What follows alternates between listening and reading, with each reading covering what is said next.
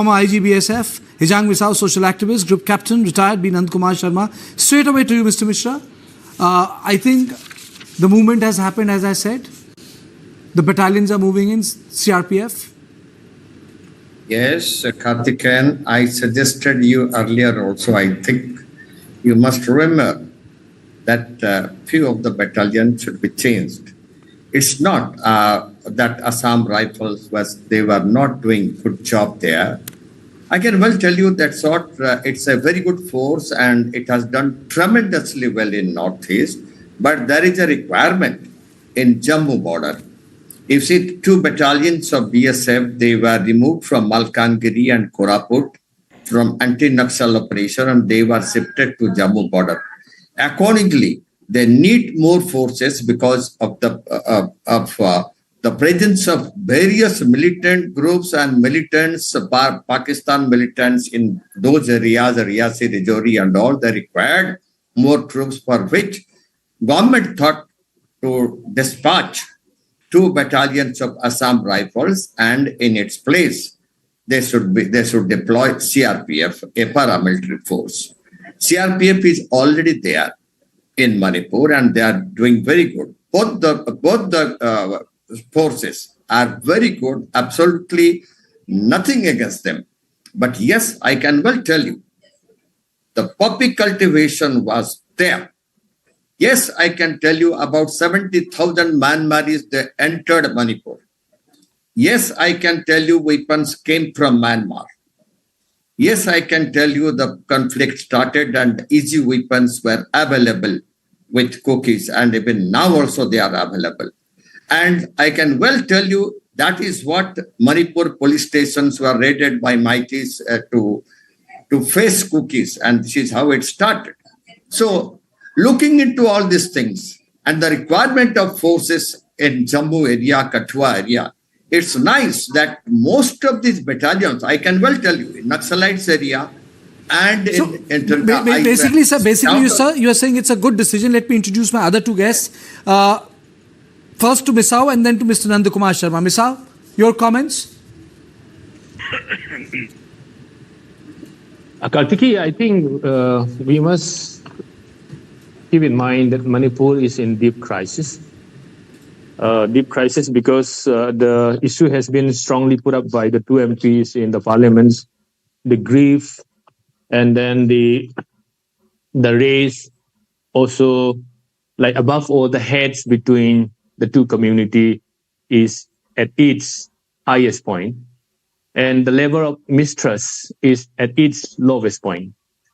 So in such given circumstances, from both sides, the Meiteis were saying Assam Rifles are biased in the way how they operated. The same way Cookies also said the Manipur state forces, which are under the control of the state government, where Chief Minister N. Biren Singh is also holding the home portfolio. And there are also ostensible involvement of the state forces in burning down the houses of the Kuki-Zo, and also in the gender-based violence. I think that has been also reported by the CBI when they are saying, I mean, the state police forces are also handing over the 2 girls who were pleading for help to the mobs. And in such given circumstances, when the Assam Rifle, which is the oldest paramilitary forces with a track record in its counterinsurgency operation, I mean, when such forces who has a better knowledge of the geography, of the socio-political, and also the terrains, I think when you are pulling them out, it's like giving a clear message to both the warring community that both of you should arm to your teeth and prepare for another, onslaught to eat one another. So I don't think that's a very tactical and good move by the central government when Assam Rifle, who is also, who are also well acquainted with the history, moving out at this juncture, I think rather than bringing good, it will also aggravate the whole situation. The central police forces, what the Kuki groups are saying, it's not that we don't discredit their services, But it's the very fact that the DIG operation is also from the Meiteis.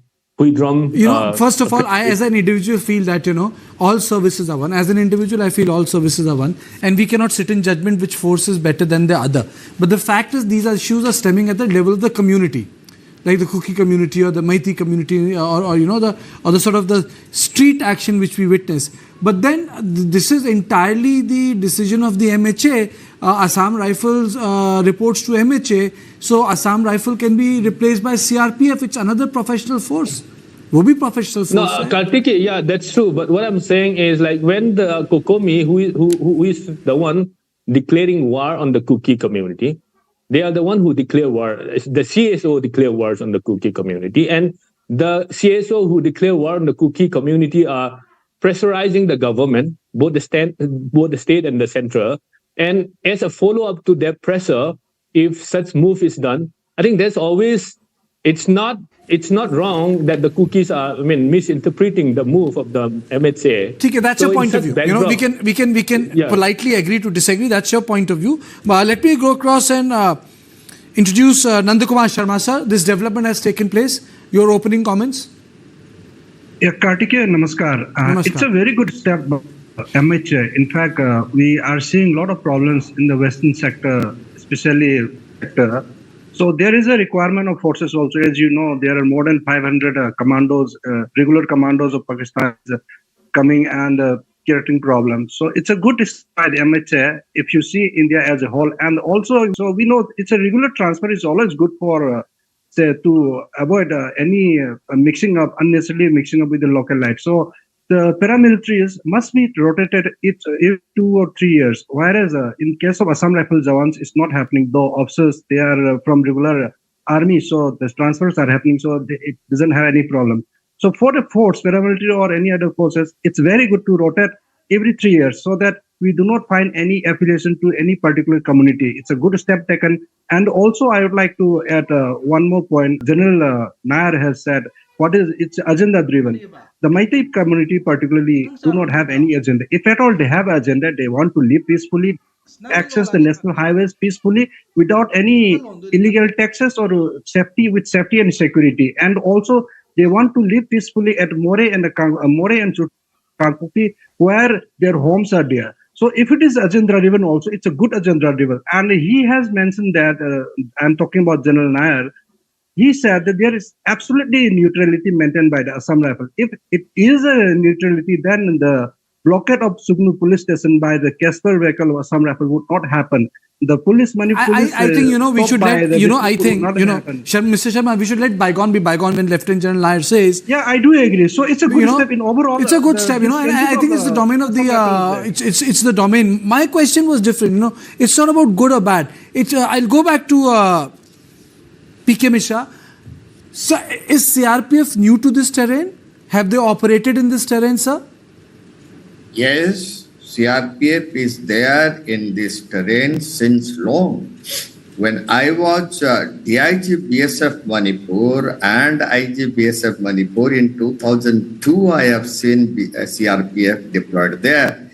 There is a post of IG CRPF permanent at Imphal. And they have many battalions for internal security duties and CIOps duties in Manipur.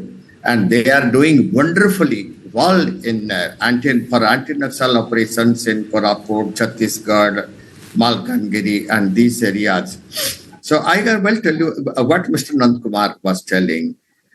These battalions, or most of the paramilitary forces, they do not have direct contact with civilians. They change after every 3 years. There is a change of battalion so that none of the personnel will have direct link or any personal initiative for any particular community in a particular area. So the battalions are changed. In this case also, if 2 battalions have gone from Assam Rifle to Jammu sector, and CRPF has gone there, there is nothing wrong because the battalions have to rotate. And I think that most of these battalions, it may be CRPF, it may be BSF, it may be Assam Rifles, they all should be changed after 3 years, and they should not be kept more than 3 years in a particular field area. Because don't think that CRPF, when the new battalions, they go to Naxal area in Chhattisgarh, they don't know the terrain.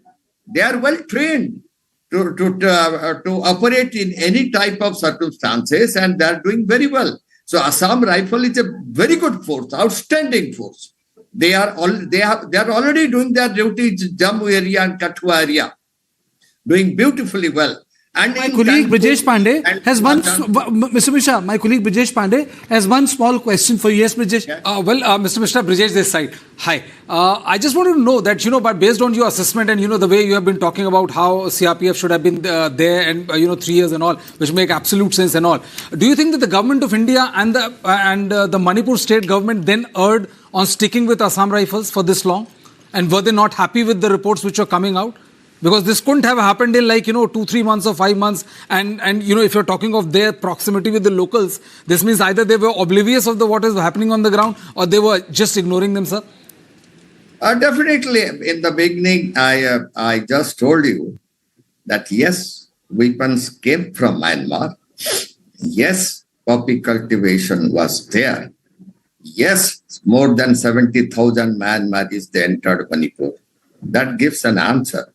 And that is how most of the paramilitary forces, I can well tell and vouch that they should be changed after 3 years. They should not remain in a particular area because they will have personal contact with persons, and that is very bad for the force. And it's a very good thing the government has done to start shifting Assam Rifle to Jammu and giving it to CRPF in only 2 areas, that is Kankopi and Churachandpur. Let's forget about making comparison between Assam Rifle and CRPF. Both are good forces. Both are trained in counterinsurgency operations and internal security duties, like Rashtriya Rifle also. So even government can bring Rashtriya Rifle in place of Assam Rifle. There is nothing wrong as such. And if Assam Rifle goes and they remain for CI ops duties in Srinagar, what is wrong in that? Absolutely. No, we never deny poppy cultivation. We always say there's poppy cultivation, but that should not be the ground where you should also start this ethnic cleansing against the poppy cultivator. And when we are saying poppy cultivator, it's not that the entire community is cultivating. Just because few population is cultivating poppy, you cannot term the entire community as poppy cultivation. I would also totally disagree to Mishra ji. You can disagree with him, but today's debate is not about poppy cultivation.